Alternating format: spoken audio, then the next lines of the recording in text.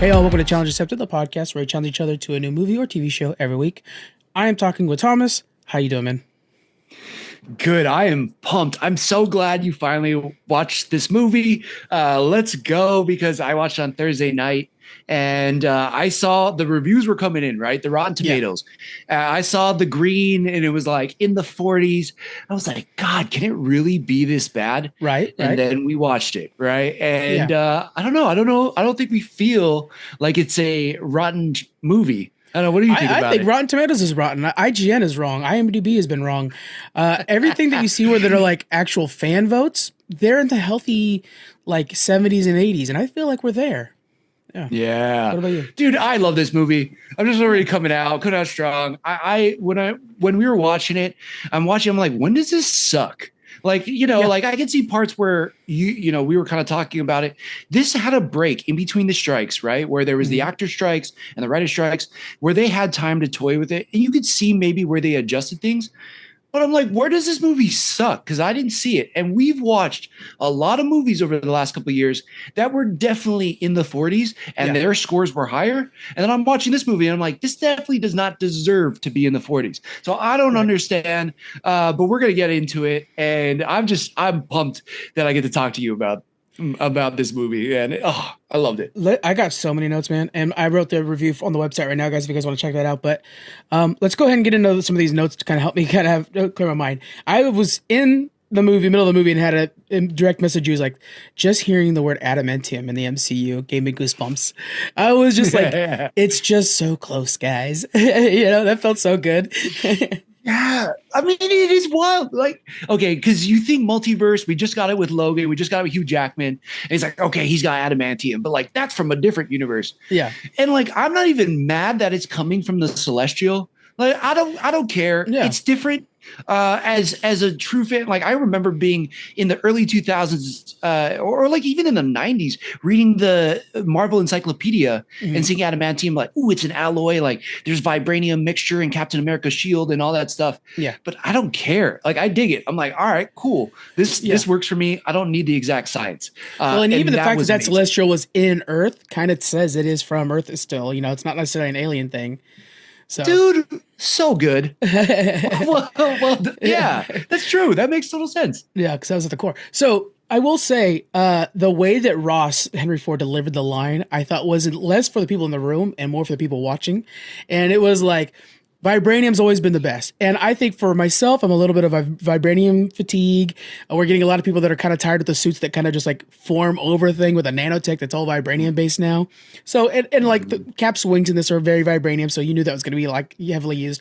But the way Ross comes in and says like, blah, blah, blah, vibranium. But now we have adamantium and it's harder. Not better, but harder. And I was like, that's what we need. It almost feels like Avengers 2.0 starts now, and there's a new metal to be worried about, a new factor on the playing field, like the X gene is going to be coming as well. And it's not that it's better than vibranium, but it is different, and that feels really good. 100%. It is just a different material, which it has been in the comics for forever, right? It's like you understand vibranium is important to the Wakandans. You understand it's important to Black Panther and it's special to him. But you also understand adamantium is different and it's still valuable and it's tied to a whole different set of heroes and villains too, right? It's just like, yes, it just throws a different, literally, element on the playing board, and it's like, all right, where are we going to go with this?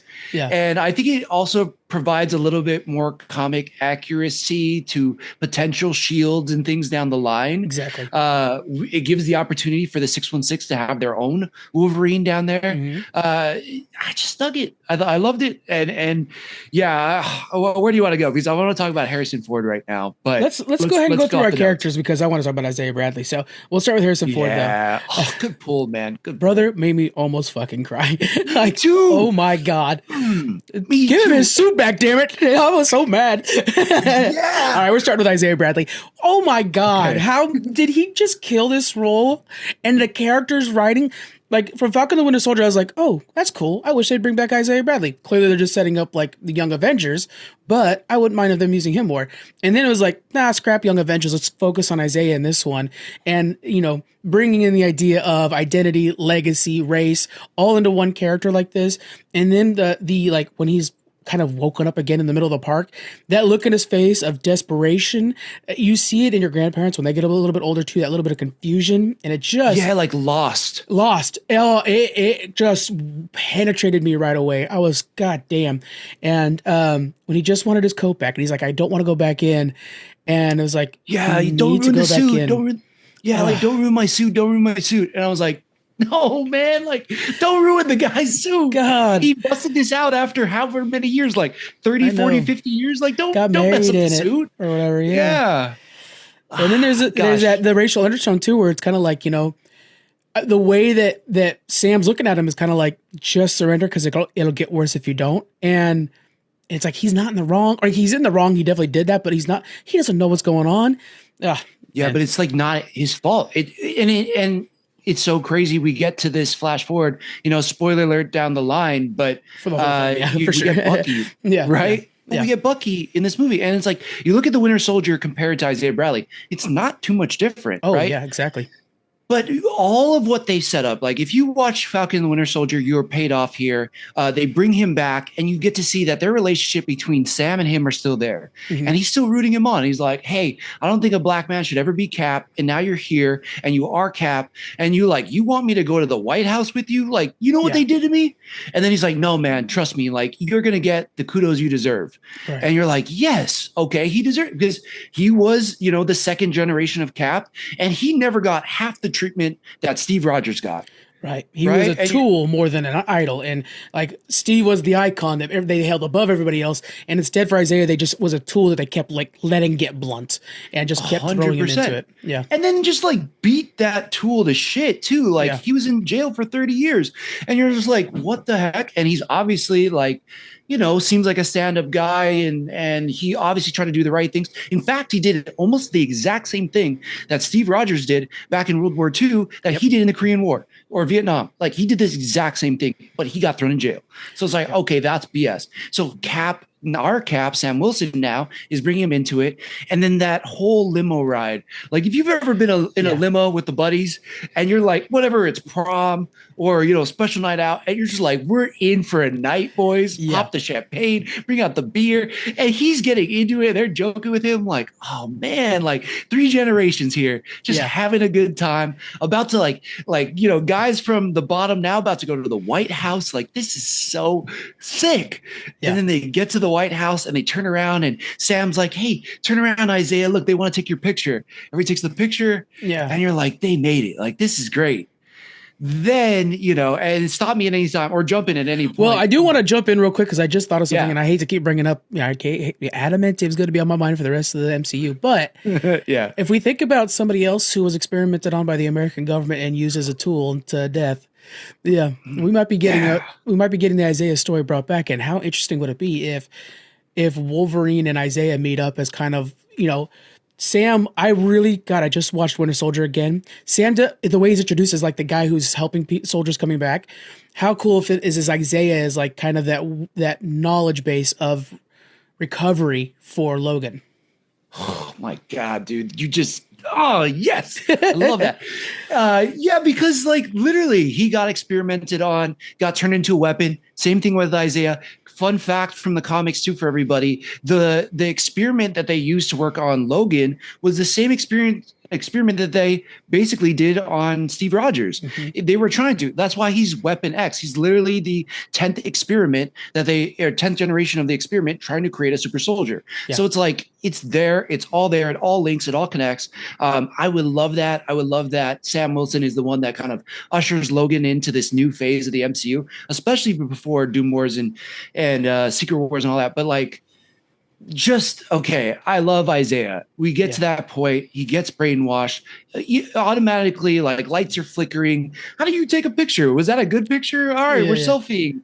And you cut to this moment too. I know this is already diverting, but like we get Sam and Harrison Ford. And this conversation, I think, just does a really good job of setting up the relationship for the movie, where it's 2 guys. They want to prove who they are and where they are and what they're going to do. But they also like, there's conflicting images, right? The public has this view of who they are, whether it's because of race or it's because of their past or it's because of just like, their powers, the way they operate. Their perceived strength. Yeah. Or perceived strength. Yeah. Oh, Great call. And then that sets it up, right? And that, I love that conversation. And then being in the Oval Office where the president is now telling Sam Wilson, who also the president before tried to put him in jail in the raft. Funny how things get reversed at the end. But he's also like, you need to start the Avengers. Yeah. Like, okay, this is a whole different conversation. You didn't want the Avengers. You wanted the Sokovia Accords. You didn't want us to be able to do what we need to do. Now you want me to start a program that you wanted to dismantle 10 years ago? How? So I think that was a very cool conversation too. That is so vital because later on we see Ross tell him, you should have been here. You're not Steve. And so it's that duality of an old man trying his best because there's kind of like, is there tokenism in like, well, you need to just start the Avengers so that we have the Avengers. And then there's also the thing where it's like, yeah, but you're never Captain America the right way. And Harrison Ford in this movie is trying his damn best to be a changed man, which is a different version of Thaddeus Ross I've ever seen. But he's trying his damn best for his daughter's sake, Betty. And we see like the old man version of him where he's like, you're not Steve Rogers. Gas used to be cheaper. And the new version is like, says, boy. Yes. He's like, you're Steve Rogers, boy. I was like, damn. Yeah. That would piss me off so bad. Exactly. I hate when people call me boy. And in the midst of this entire thing, we have Sam himself is struggling with identity because he talks to Winter Soldier later on saying, Bucky, should I have taken the serum? And, that's the big question is like, if I'd taken the serum, then I could be him physically. But it's like, that's not what you're about, dude. He's trying to tell him like, you are him, the icon version of it. And the humanity that you implement into everything is the thing that we all remember. The best scene I think of Captain America is when the grenade went down and he was not strong yet. And he dove on that grenade. That's the Sam Wilson. And that's the part that Bucky could never be. And that's the funny part about this movie, in a sense, with all the online complaints. Yeah. Is like, he doesn't have the serum. He doesn't look like Steve Rogers, whatever, right? Like, all of that stuff is superficial to who Cap is, which is an extreme force for empathy. He's an extreme force for always trying to do the best thing and always do the right thing. And that is what's amazing. That conversation addresses all this BS criticism that the movie got even before it came out. Yep. Or even before, as soon as Sam got announced as Cap, people were pissed in some ways. Not everybody. I wasn't. But like other people were for the wrong reasons, I think. And it's because they don't understand the heart of the character. And I think this is a perfect example. I think that conversation perfectly exemplifies it. And it also perfectly says why Bucky didn't want to be Cap. Because you've always been the person on the right track. You've always showed the right heart. If you look at when Sam Wilson is first introduced in The Winter Soldier, like he's by Cap's side, Steve Rogers' side the whole time because he knows it's the right thing to do. Even when the government turns on him and stuff like that, and he's like, "I'm a soldier." He's asked at the end, like basically by Nick Fury, like, "Will you join us?" And he's like, "I'm not a spy. I'm a soldier." And in saying that, he's saying that I have a commander, I have a captain, and I will be following my captain.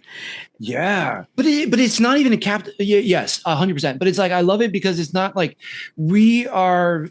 Oh man, this is so hard not to get so political. I'm not trying to get political, but like there's this idea. I mean, there is a thing here that exists in the world of like tough nationalism, and that's a fair thing, and you should have pride in your country and this and that, but from a comic standpoint and from like a what does it mean standpoint, Captain America, whether it's Steve Rogers, Sam Wilson, has always been the embodiment of what the country could be. Right. The best possible version. Mm-hmm. Yes. Which is what Bucky says that he is aspirational. Yeah, exactly. And that is the heart of Cap. So when people say he's not Cap, like, no, you're wrong. You obviously missed the message. It went over your head. But again, I think this still ties back into what we see with Isaiah later, because, everything goes off. Isaiah pulls a gun. Really cool scene. They made Isaiah, like they made Carl Lumley look like a badass. Like he's tossing dudes around. He's slamming people. You're like, whoa, man. Like, how old is Carl Lumley? He's knocking fools out. But he eventually, Sam Wilson tracks him down outside of, I think it's like one of the Washington monuments or like a World War II monument or something. I believe and he doesn't sadder yet. I believe it's the Korean War monument, like the one he fought in. Oh, no, I think you're right. Yeah, I think you're right. And he comes to, right? And I've seen older people, maybe you've watched The Notebook. Oh but yeah, like, great example. yeah, but my grandpa has dementia and he's like going through, he loses, where he's at, whatever. But you could see that, like, oh my God, where am I? What's happening?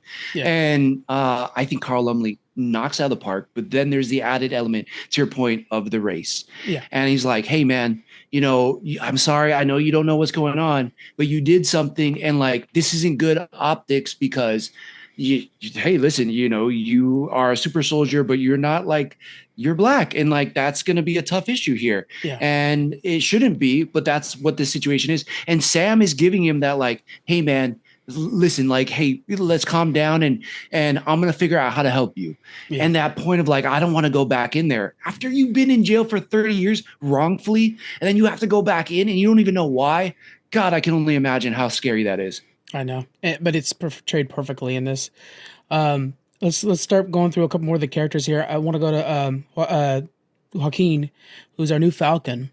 And one of the notes I wrote down here is Sam improved on Steve, and I think that's one thing that I have a problem with is Joaquin. I don't think it is improving on Sam. So Steve, a man at a time, trying to feel how humanity is nowadays, but he missed that kind of like.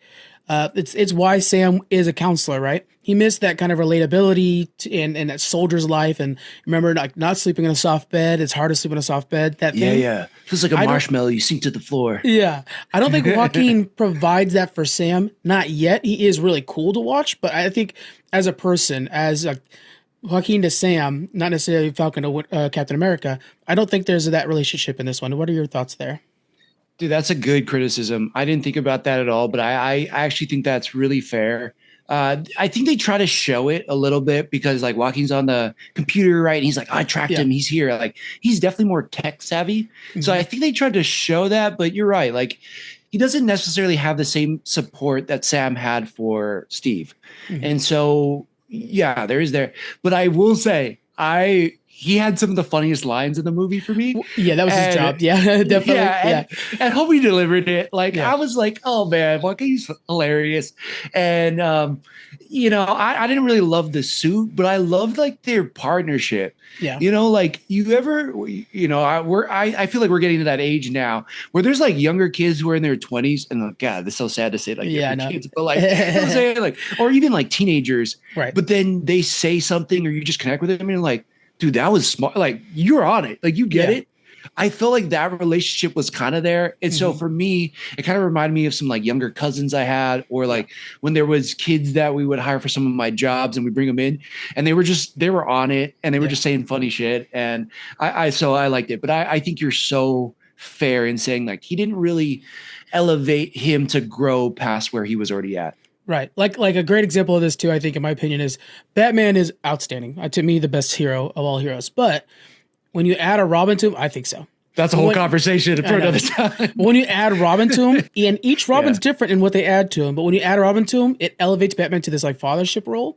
And and it takes away the like I'm willing to die thing out of Batman a little bit, which makes him a better hero. And that's one thing that I think every sidekick should do, and this one might not have missed the mark. That being said, when he's flying alongside Cap at the end, and when they're battling for that Adamantium, holy cow, those two in tandem was a lot of fun to watch. That was like watching Top Gun. It was so much Top Gun pulled out of this, but and it looked cool. It was just like, dang, seeing these two fly together, and it's different than Iron Man. It's different than Vision. It's going to be different than Sentry that we see coming up in the Thunderbolts, but it just like is so cool. And I love the distinction of just how they fly, and they keep finding unique ways to make it look cool. Like it was so awesome. But I really enjoyed him. I agree though. I think that there could have been more that he could have done for Sam's character. But I want to see more of him. And I think also at the end, one of my favorite parts of the movie is when after he gets hit, he gets exploded out by Celestial Island. He's all burned. That conversation, two guys of color trying to talk about, we always have to be better. And, I don't necessarily know if I understand that feeling, but I hear it and I feel it. And that feeling of like, hey, we always got to, I'm just going to go there, man. I'm going to say it. I love this quote that I read online that was like, empathy, or I guess inclusion, isn't saying that your life was hard because of the color of your skin, or like you weren't given opportunities because of the color of your skin. It was because it's just saying that the color of your skin wasn't a barrier to entry. And we know who we're kind of talking about in that point. Right. But these guys relating to each other, being from diverse backgrounds, and saying and representing America, and also trying to just do their best. Like that last conversation when he's in the bed, just really, it touched me. I liked it. I just wish there was more of that throughout the movie. And I think there's definitely room to grow now. And the idea that like we're going to start the Avengers together, those two going around rounding people up, like knocking on, when they find Vision, like hiding out in some random neighborhood, like, hey, buddy, it's time to change colors and let's go. You're done being White Vision. Yeah. You're going back. That would be incredible. This would be awesome. So let's go to Ross. A very big departure, in my opinion, from the comic books is the fact that he is trying his best to be a nice guy. I mean, like, I can't think of a Ross that did that. And I really enjoyed the Chekhov's gun in this, where he kept taking pills. They made sure the camera stopped so you could see it. He kept taking pills. You didn't know what they were for. You knew Red Hawk was coming, of course, but that was such a good, like, I wish I was there with somebody who didn't know about Red Hawk at all, and watching him take those pills. You're like, oh, is he dying? It's like, worse. Yeah, he's not dying, unfortunately. Yeah. And so, I thought that was really, really good storytelling. And then I talked to you off mic about how I feel like you could really feel the additional filming, and I think a lot of that was the leader's calls to Henry Ford were some of those, I think. And while I don't think they were like super impactful, I think the reason they added them in is because it gave context to Henry Ford's character being more usable in the next era of Marvel, and kind of like not just going to a bad guy. Like they made sure that you saw that he was trying his best to fight those urges to be the old Thunderbolt Ross. Yeah. And I gave a lot of context to why the leader is a part of the story, which was cool. I think it really tied in also why we have the leader in this story, right? Like a lot of people are saying it kind of feels like Incredible Hulk 2.0. And then it brings back, we saw the blood drip into his head at the end of Incredible Hulk. And you're like, okay, is that ever going to get paid off? Well, they did some 17 years later, whatever it is now. So there was that. It was cool, that connection. But Harrison Ford, man, Harrison Ford still got it when he's giving the speech to the whole UN or the whole, everybody from all these different countries. And he's talking about adamantium, and he's having those conversations with Sam, all stirred. And then he also is showing this vulnerable side on the ship of like, I did this because I wanted to show my daughter I could be a better man. And he's sad, and he was like, I'm dying. It's like, God dang, Harrison Ford, what a legend. What a one-of-a-kind actor. I'm surprised he still has it, honestly. It's crazy. Me too. But dude, I honestly was still surprised. Again, man, it is my bad. I didn't watch the latest Indiana Jones. I tried to watch it. I got to go back and watch it. But and I didn't watch Shrinking. My bad on that too. I know I haven't watched Shrinking yet. I will. He's funny though. He's so funny in Shrinking. Yeah. But he doesn't have a lot of range in Shrinking. Oh, okay. In this movie, I feel like they gave him range.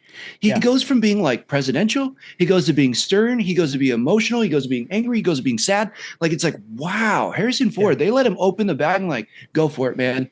And I was so impressed. I'm so thankful that they got him for this movie. William Hurt would have been incredible too, like, no doubt. Of course. He would have been able to do it too. But if you could have had anybody to kind of fill those shoes, God, did Harrison Ford do a good job. And man, he chewed up scenery. I loved it. I was like, man, he's that final chat on the raft that his daughter comes in, I thought was some really good resetting for the character. And Red Hulk has worked alongside the Avengers and, Thunderbolts and stuff like that in the past. It's definitely not, priority. But I think now we're all setting up Secret Wars, and we'll talk about that a little more in the future. But now I can imagine that he will be a part of Secret Wars. Yeah, me too. I can see him being a part of the Thunderbolts now, because there was a bunch of things in those trailers. Wild. That would be fucking wild, man. Holy cow. That trailer is missing so much, but that's a conversation for another time. One of the things is like Taskmaster is clearly dead in the first 5 minutes. That's what watch those trailers. Yeah. For sure. But I don't know. I feel like there could be a Red Hulk showing in there, especially you got a bunch of people who punch and shoot, as you lady said, and you got a god. But and it's century. Anyways, and a century. Yeah, exactly. Yeah. So, but he just did such a good job, and The only part where I was like, they could have done it a little bit better is when he's hulking out at the stand. Mhm. I got to agree with some of the other reviewers who I really respect and just love what they do. I really do wish they saved some of that in the trailers, though. I feel like we got too much Red Hulk Oh, of to course. where it did kind of ruin that, because you don't get a lot of footage. Like, don't get me wrong, the fight's epic in the cherry blossoms and everything, but we saw so much of it in the trailers. It was like, Yeah. damn it. Like, Even the fight for the Celestial, I think we got a lot of that too. And I hate to say this, but I think it's because they were like, well, Sam's not going to sell us on his own, and we need a Hulk. We need to show that we're going to be answering the Eternals question. And it's unfortunate that that's the case, but in their defense, like, you are changing a primary character in the Avengers, so I get that. Not everybody's going to watch the TV show. They definitely should, but yeah, so I think that's the reason that for this one particularly, they had to kind of like show all the cards and like, all right, let's just see what order we play them in. Right. And but do you think? Yeah, that question fight was all exposed. Yeah, 100%. Okay, so if they had just shown the transformation of the hand burning the carpet behind the podium, and then him almost before he got over to the podium, that's all they showed. But instead, they showed more of the leader. Do you think it would have brought in just as much people, or no? No, I mean, probably not, but like, because the leader is been enough. If you're a nerd to the degree like we are, and you know the leader was in the 2008 movie, you might be like, oh, cool, they're answering back the old school one. But I mean, and then you'd be like, oh, he's in there, a Hulk villain. Plus, you're adding, so I would love them to have the Red Hulk not appear in any of the ads. I don't think it's possible. Yeah, sure. I was hoping, man, if just the hand was enough, that'd have been so cool. But he did it. He crushed it. I didn't necessarily love that scene, but the fight that breaks out from there is just epic. We can. I want to talk a little bit more about the leader, and I think we got to go into Sam Wilson. The leaders. I thought visually that they did a good job of making him look pretty good for the comic book accuracy thing. He obviously doesn't have like the same hair, or whatever, as the comic book, but MCU. Dumb. Right. A little bit more brainy. Of the MCU, though, like for the earlier days of the MCU, they wouldn't go there. Like, if you guys remember, like back in those days, they were like afraid to show anything that looked silly. And so they wouldn't show they would just show him as like a smart guy. Very great example is Iron Man 3 shying away on the villain at the last second. And so, what's his name? The Mandarin? Well, they didn't have the Mandarin. And then they went with like Killian from AIM, basically. Yeah. So, I mean, like, they shied away at the last second. They didn't really stick to what you'd see in the comic books. This was like, oh, that is what the leader would look like if you were to make him live action, I think. And I do appreciate that. And I think that he did a really good job of kind of like weaving himself in there. And then we saw he was defeated. And then he's like, all right, well, then I gotta escalate. And it was like, you gotta lock this dude up. He's a dangerous guy. And I love the fact that he's like also so smart that he can kind of see the probabilities of the future. And I think like I would love to see him in a conversation with, and Tony Stark's not off, but like Reed Richards and stuff like that. That's going to be a good conversation in the future. Yeah, two super intelligent people, right? Like, one is for good, one is for bad. Is always the best. Like, it just is going to be this explosion of like, what's going to happen? An immovable object with an unstoppable force. Like, what's going to happen here? I think they could have. We know Tim Blake Nelson has been in these amazing movies. I think there's more they could have done with his character. I think there's more that they could have done to kind of trick Sam, or just to have things, even when it seems like it's going their way, it doesn't go their way. I think there's more they could have done with him. But I didn't mind his looks at all. I thought the looks were good.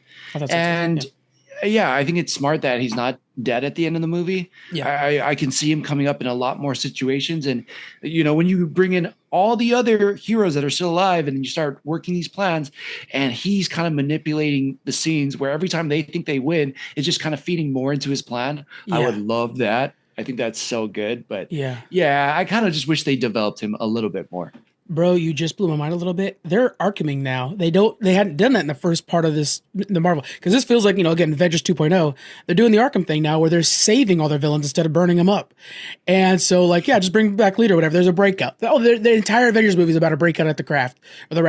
Like, about damn time Marvel did that. Because they keep, closing these doors forever. And they're like, man, Ultron's a really good villain. Where'd he go? Luckily, we're getting him back too. But for a long time, it didn't seem like that was going to happen.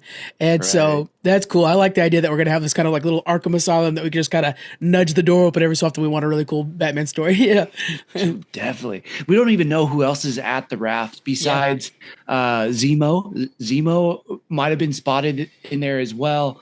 But the raft is such a cool, interesting idea. A prison floating in the middle of the ocean, where the most dangerous villains go. I just think it's so cool. But I think there's so much more they need to do with the leader in future movies. I agree. Yeah. Sam Wilson. I would like to talk about how they made sure to, I have it here too, they acknowledge Sam's weakness, and you see it even in the fight scenes where Captain America, where Steve Rogers would like jump out of, helicarrier and land and like, oh, that was rough, and then get up and fight. Sam definitely couldn't do that. When he took a hit, The vibranium wings were heavy carrying in this fight against Red Hulk. But I do appreciate that they didn't just try to make him suddenly stronger for no reason, because I think that was one of the concerns I saw online real early on was like, why is Sam losing that fight? Like, why would a Captain America lose that fight? Basically, like when he's fighting a regular dude, and it's like, no, he wins out, but he's definitely not a super soldier, and that's fine. Can we address that really quick though? Yeah, like, it's not fun if he just wins every fight. By the way, either it's the Superman problem. Yeah, yeah. Like even MMA fighters who are at the top of their game to win every fight. Like, what do you mean? Of course. And also, you're gonna judge this off of 10 seconds in a trailer. Like, just watch the movie. You'll see what happens, bro. So, like, so many people who complain about this movie already, you just get the vibe, like, you have not seen this movie then. And they're like, oh, it's, this or that, or they're trying to cheapen out Captain America. I'm like, bro, watch the movie. Watch his fight with Red Hulk. And that's exactly, in my opinion, how that fight should have gone. Where he has to talk him down. It's the exact same thing, and nobody better. Matter of fact, to me, it's arguably one of the best fights is Doctor Strange versus Dormammu, because in that fight, ain't no way in hell Doctor Strange is beating Dormammu, so he has to outthink the situation and calm and talk him through it.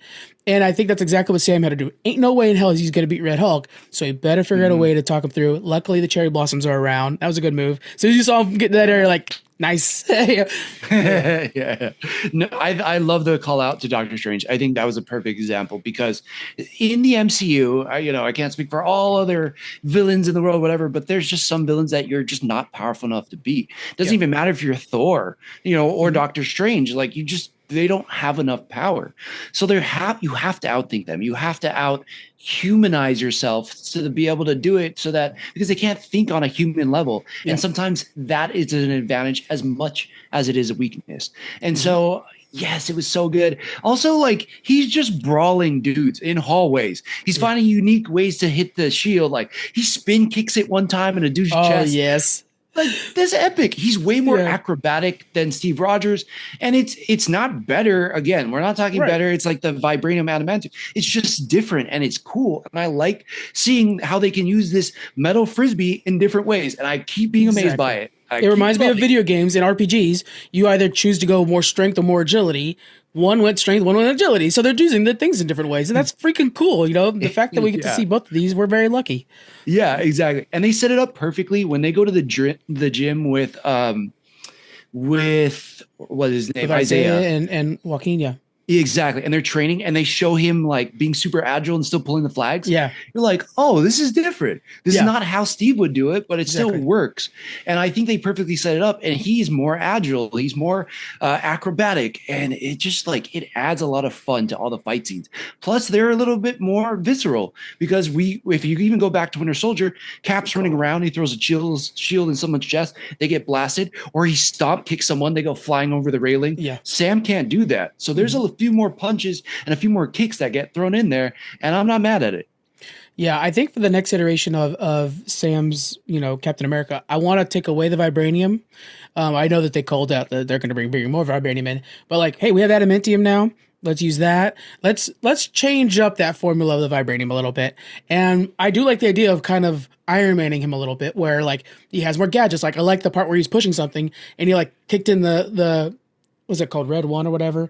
Red Wing. Red Wing. Yeah. He kicked in like Red Wing's jets to help him push. I'm like, that's cool. Do more of that. That was smart. Yeah. Yes, that was so cool. Where you're like, okay, he's not super strong. He can't just like run through them. So he uses the jetpack to fly through them. Yeah. Dude, that was awesome. That was clean. I thought that was so cool. Yeah. Yeah. Or he uses Red Wing and he attaches the shield to Red Wing. So Red Wing flies behind him. Dude, oh, how cool was that? Where it was like blocking the bullets and he's like just ahead. Oh my God. I was like, that is fucking cool. Yeah. So cool. See? Yeah. Or okay, so we get the mind wiped different Air Force pilots, right? Yeah. And he busts it through the window, cuts open, right? And he pulls the guy out, and then he has to pull up, but he can't. He doesn't have enough strength. He's human. He's like gravity's pulling him down, right? Yeah. We're forcing against him. So he uses the slingshot, the grappling cable to pull on the control yoke. Dude, so smart. I love that. I thought that was sick. And Red Wing, the two versions went out there and started stabilizing one of the wings and stuff like that. It's just cool to see the gadgets. Yeah. That's smart. I know, and that's actually really smart. Like knowing a little bit about aviation, man, that's actually like, oh, that's really clever. That's a clever way to do it. And it's nothing that Steve would have been able to do. He would have done it a completely different way. He might have been able to just strong arm the control yoke, which would have been cool too. But it's just different. And I love that showing the difference. And he's still doing the exact same things, just in a completely different way. Steve Rogers taking down a fighter jet is like such a staple for Marvel in the comic books and the MCU. They've done it. I think it's Civil War when he did it last. One time I read it, I was just like, "That's the coolest move Steve Rogers could ever possibly do." And then he always like, I think in Civil War, he like takes him out to lunch afterwards. It's like, that's my boy, you know. So it's just such a cool move to see this version out of Sam is neat. Yeah, the Quinjet with the shield going bing, bing, bing, bing, breaking it all. Oh, that was I love that. I just watched it again last night. I was like, God, I forgot how good this is. It's such a good movie. Winter Soldier. Yeah. Oh man. Yeah, but Sam had a lot to do with it, and even when he's not all suited up and everything, there's a part where they have to also establish him outside of the tech, and I think they did it. We get that part. We didn't even talk about Giancarlo Esposito playing Sidewinder from the Serpent Society. He's driving the truck, pulls around the corner, guy starts unloading on him, throws a grenade in there. Did Sam get out? Yes, he did. And just like takes an axe to the chest and he just goes hand to hand. Yeah. And I think they established like the guy's super capable, whether he has the wings or not. And I thought that was dope. I think he had so much to prove, whether it was allegorically in this movie or just in real life we see outside. And for me, he did it. And I don't know, what do you think about just also him just as a person and then, outside of all of the Cap stuff? During that scene where he's fighting against Sidewinder, I thought like, oh, this is kind of like Mission Impossible. I always say this, but I was like, this is kind of just an American 007 then. Because if it wasn't for, like, nobody watches 007 and think like, well, he doesn't have superpowers. And it's like, no, he's just a badass. And so if you were to apply that knowledge to Sam's, like, he's just a badass and he's going to survive these fights and like look cool doing it. And so that's the way to look at it, I think. Is like, think of him as 007. He's just a badass. True.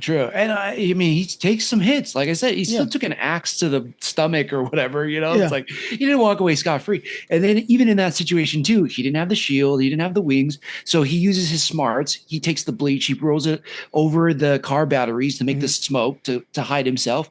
It's like, oh, he has a lot of ingenuity too. Yeah.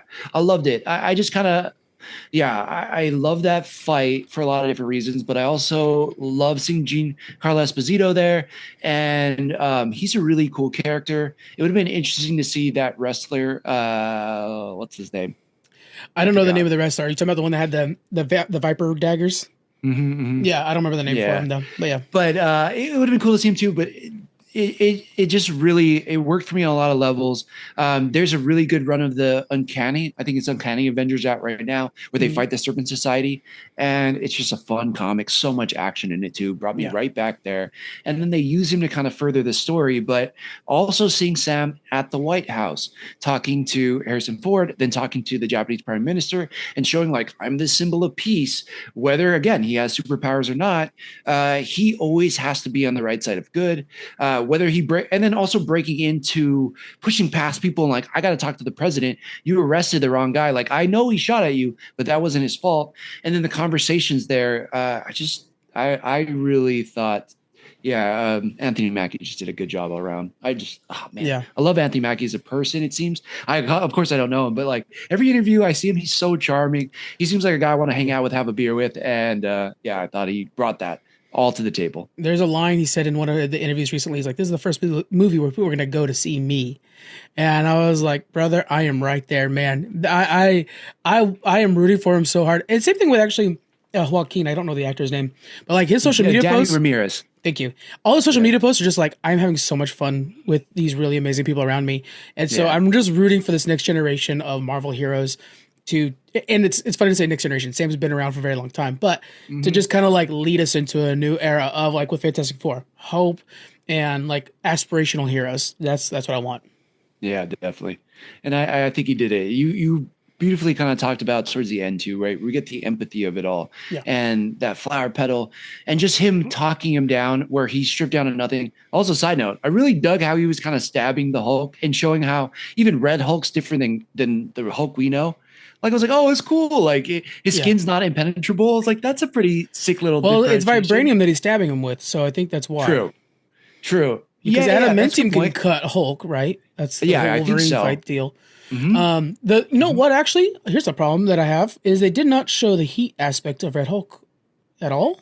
They did a little bit, like when he's transforming, you see his fingers on the ground, it's like on the carpet. Stuff. Yeah, it's smoldering. And also, like it's really small, but if you see the petals when it hits the Red Hulk when he's still angry, they burn up. Okay. And that's why when that petal hits his hand and it doesn't burn up, that's when it shows like, oh, he's calming down. Oh, nice catch. I didn't catch that. Okay. So that was really cool, but it's a great call out too, because in the comics, like he can grab things and he can radiate them and they heat them up and explode them.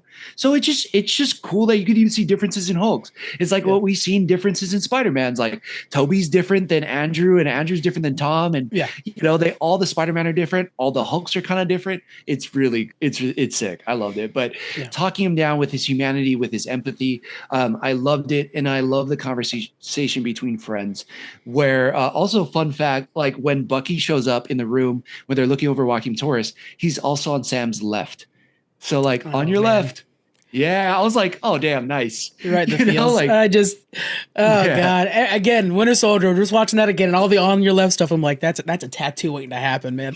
That's such a good like BFF tattoo. It is. It is. You want to get one? Let's get one. There we go. What the hell? I've been meaning to get an Avatar one. I'll get that one too with the Captain America shield. The fact that they brought in Bucky, I saw people today. We're referencing social media a lot right now because it's on fire with this movie. But people were referencing like, oh, that Sebastian Stan came out of nowhere. That wasn't needed. I think it was highly needed for the fact that they've already established that these two are partners in crime, and they're the only ones that. It's like when it's so sad to say it this way. It's like when a friend dies and like to remember that person, you want to hang out with the other people that knew that friend. They're the only two people who knew Steve Rogers beyond Captain America that are still around. Peggy Carter's not there anymore. And so Natasha's not around. Exactly. Yeah. So they need each other. I thought it was right. If it wasn't there, I would have questions of like, why was Bucky not helping? 100%. And that was actually something because that was the one curveball in this movie that I didn't see. Yeah. And I remember I look over at when he showed up, I look over at Christina, I was like, yeah, I was the guy cheering in the theater, like Thor in the fighting pit. Like he's a friend from work. Yeah, exactly. Yeah. That's great call out. Stoked about that. And it just makes so much sense. Like if he wasn't in the movie, I think that would have been a miss. So if you are saying, why was he in there? You obviously didn't watch Captain America and the Winter Soldier or Falcon and the Winter Soldier. Right. Because he had to be there. He had to be a supporting part. And even though he's not necessarily his Falcon to his Captain America, it's almost like his Natasha to Steve. Like, they were kind of partners in a way too. And they had this friendship for a long time. And the shady partner at that, like not only just partners, but they're also like, I got some contacts. Yeah. Also kind of Russian spies. So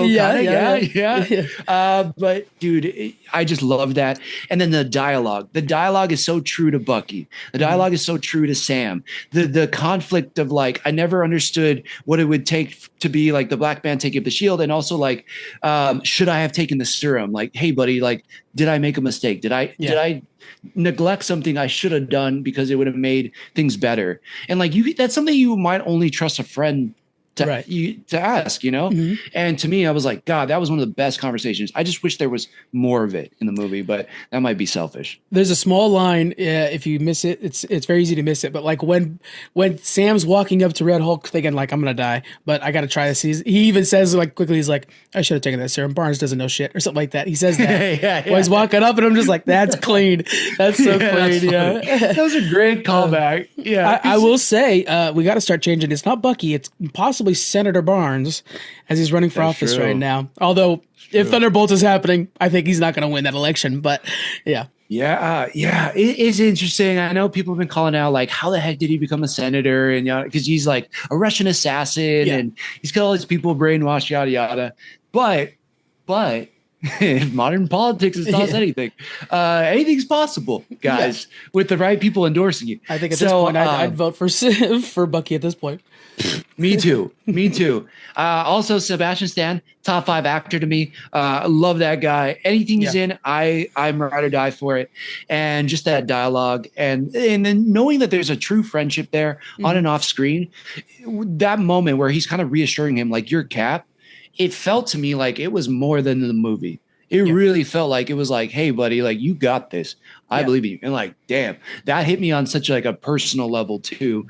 But man, I'm interested to see how they make the Senator Barnes thing work for Thunderbolts. Yeah. But also seeing him in this is like, oh shit, like this is gonna be wild. So I think there was a lot more connections to Thunderbolts in this movie than I was expecting, but subtly. Like they kind of slid them in there, even with the end credit scene, which we'll talk about.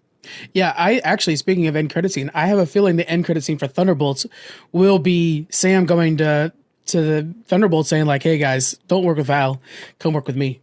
And like asking them to come and join the Avengers. I don't think the Thunderbolts are working for Val. That's all I'm throwing out there. Yeah. I think But it was so good. And that was a perfect callback. But that end battle, I was trying to think. I was like, do I like this? In some ways, I was like, it's kind of cheesy, but it is true to Cap. He uses empathy.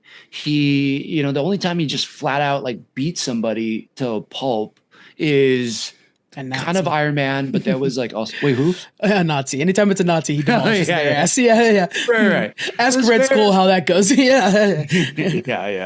But I mean, he does try to show more empathy. Steve Rogers always did, and this is that moment, and he really, speaks to his humanity, and I dug it. I thought it was cool. He shows up with the cast, shows up at the hospital. It's good, man. I dug it. Let's and I thought it played like a trade comic book, not just a comic book, like a trade comic book where they have the complete arc. I just finished rereading Dark Knights of Steel, and it has the same thing where there's like that penultimate battle, like they had with the Celestial, and then you had that actually smaller battle but more important battle at the end, and then it's like, more personal. Yeah, so it's very much to me a trade comic book that way. Let's talk about the post-credit scene. And I felt like this was very filmed afterwards. It felt like it was very tacked on, like I'll be honest with you. But I think it was kind of setting up the idea of like what happens when heroes have to fight heroes. And that's Secret Wars. Yeah. Well, I think, again, I wish they did a little bit more with the leader. I'm on board with the probability of it all. But it's like, I mean, he said the world's, the other world's coming. You got to get ready for it. And if that's not ominous enough, like I think Sam is smart enough to know, like, what does that mean? And like, do we have to prepare? But it just gives you enough to show, like, if the multiverse is nothing but changes in decisions, which is all slight changes in probability, then anything is possible. Anything could happen. And that was enough to be like, oh shit, like other heroes could be villains. We could get Chris Evans back as like an evil Captain America, or as Johnny Storm, but maybe evil. I mean, there's so many possibilities that they can do with this. We're getting that with Robert Downey Jr.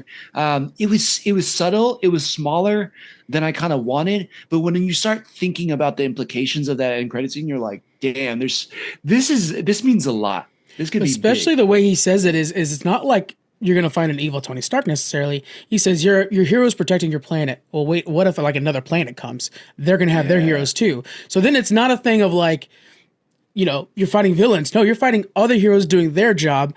So how's it? You know, that's the morality problem with Secret War, and that, you know, the ending of Secret War solves it.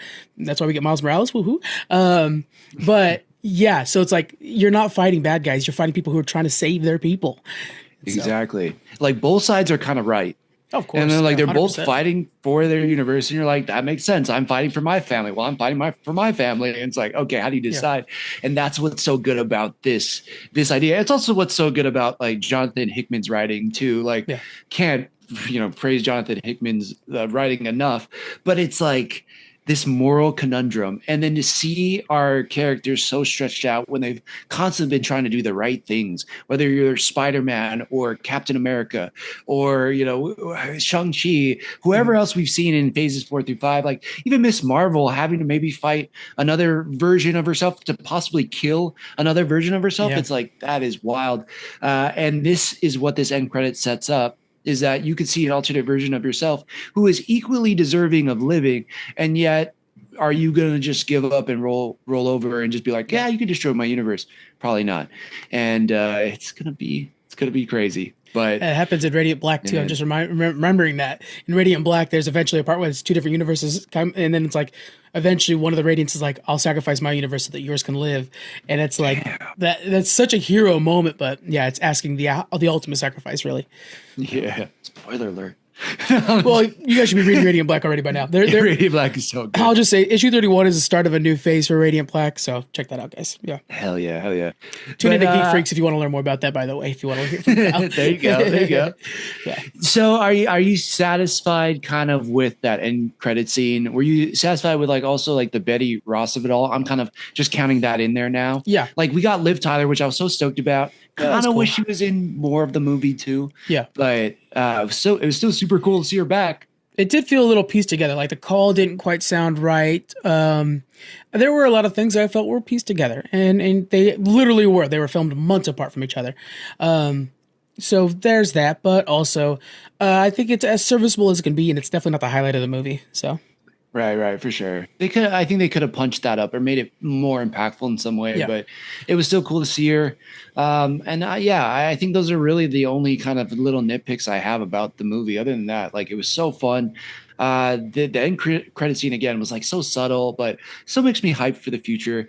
And with how good the Thunderbolts trailer was this last time, it's like I think Marvel is in for a fantastic year, if you will. Yeah. It's just, this was a fun movie. And after I left, my wife, who's not a Marvel fan by any means, she was like, I really enjoyed it. And that's high praise coming for her.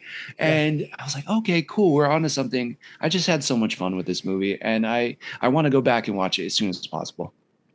I look forward to it being part of my pantheon of Captain America movies, the spy thrillers, Black Widow's in there too. And, I really enjoyed it as well. Solid movie. I think I'm giving it 4 out of 5 stars comfortably. Yeah. Oh, 100%. Yeah. I think that's perfect rating. Seriously, it's like an 8 out of 10. It'd be like an 80%, no doubt, maybe even higher out of 100. But yeah, it was just so much fun. And I think, I've been a very strong Marvel defender over these last few phases. But when you look at, just for me, and everybody can have their own things that they love, and I don't want to discredit that or take anything away from anybody. But to me, this is a way more quality movie than Ant-Man the Wasp: Quantumania. It's a more quality movie in some ways than Thor: Love and Thunder. So like, I just enjoyed this. I'd argue more quality movie than Civil War. Wow. Yeah. That's Civil War. I think they were literally just trying to see, like, let's see them all punch each other, but the story was very minimal in it, And I think this one, it was more important than the story. Think about it; they could have had them punching each other more at the end and stuff like that, and instead they had it come down to discussion and a progression of characters. Man, I can't say it, but I'm so happy that you did. Look, Spider-Man was introduced, and that was epic, but that was kind of the point of the movie. It felt like, man, that's a hot take, but I'm proud and happy to call you friend because you went there. But yeah, damn. But it is up there. At least in the last 2-3 years that we've had Marvel movies, I had so much fun with this movie, and I think in a lot of ways for me this hit a deeper emotional depth than Deadpool and Wolverine.